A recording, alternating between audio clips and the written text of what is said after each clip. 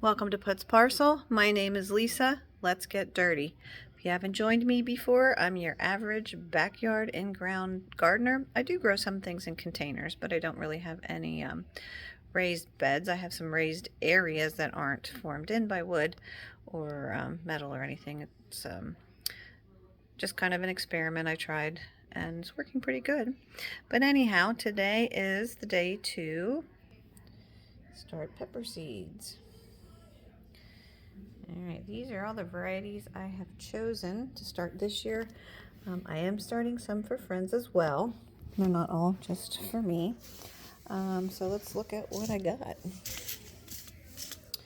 So far I planted California Wonder, your regular pepper you'll find in the grocery store. Corno de Toro, it's a longer pepper, it's a sweet pepper. They start out green and turn red. What else did I put in there so far? I am planting Chinese Giant. These are seeds from a pepper plant that a friend had given me. She didn't know what variety it was, but I saved some seeds from it. So I'm just calling it Big Red Pepper. What do I have here? I have yellow Corno de Toro, and I am not affiliated with any of these seed companies. This is just I buy what I like. This one is called Coral Bell. As I've discussed in other videos, I do like to grow larger varieties, so some of these varieties are extra large. I have Sunbright. Stick with the bigger varieties first. I'm going to try Giant Anaconda this year. Sorry, Purple Beauty, just because I like the color. Jimmy Nardello, I think, is a new favorite. You would think from the shape that this is a hot pepper, but it's actually a sweet pepper, and they are delicious. So I might need to plant 2 of those just for me. Lipstick, I tried this one last year. It didn't do so great for me. I'm going to give it another shot. And then my small varieties, I have First Taste, Nibbler Red Hybrid, Tangerine Dream, and Lemon Dream. So in the last video I showed you how I prepare my dirt, my seed starting mix for planting. I also went over that in my fall planting video, seed starting video. I just take one of these foil pans, I fill it with my seed starter mix, I pour boiling water in to kill the gnat eggs that are in it so that my house isn't polluted with soil gnats. So far this year, knock on wood, I've only seen a couple of teeny tiny ones. So the bags of starter mix I got this year may have had less in to start, but so far so good. So anyway, fill that up with soil, pour the boiling water in. I mix it around and get the soil moist but not wet. This is some soil I did, some starter I did today. It is moist enough for the most part that it'll stick together, but it's not sopping wet. So I fill these up, I tap them down a little bit, but I don't make them firm, and then I add more soil. And then I bring them into my dining room, to my little greenhouse setup that I keep indoors. And for peppers, you want a heat mat, which I have right here, which I will plug in.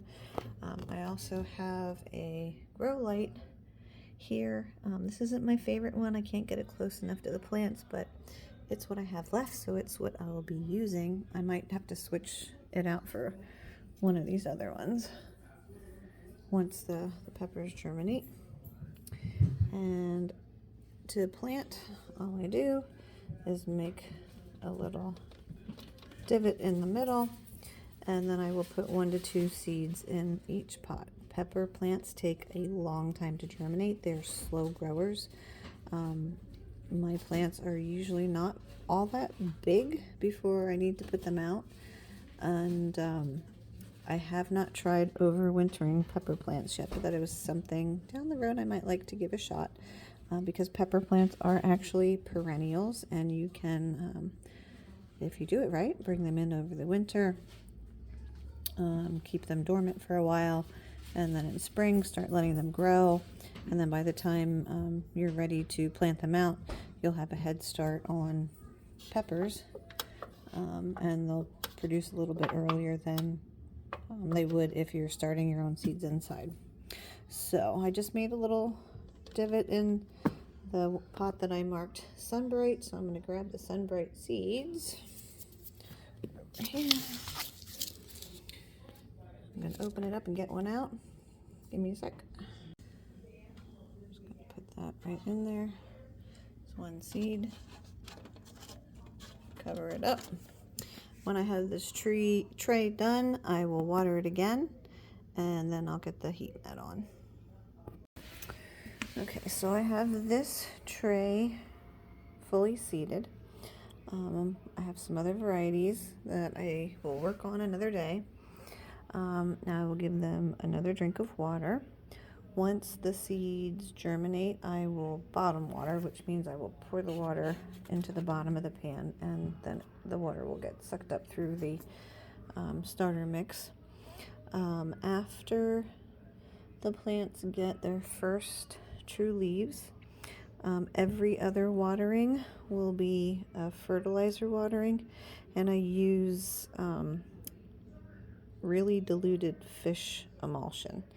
I just use like my regular houseplant watering can for inside the house, and just put maybe 2 teaspoons of the fish emulsion in there. Yes, my house does stink. Do I care? Nope, it goes away after a day or 2. So we just deal with it. The plant tags you can buy in the store, like Home Depot, Lowe's. I have also ordered some online, and I do reuse them. Some of these are written on the front and back.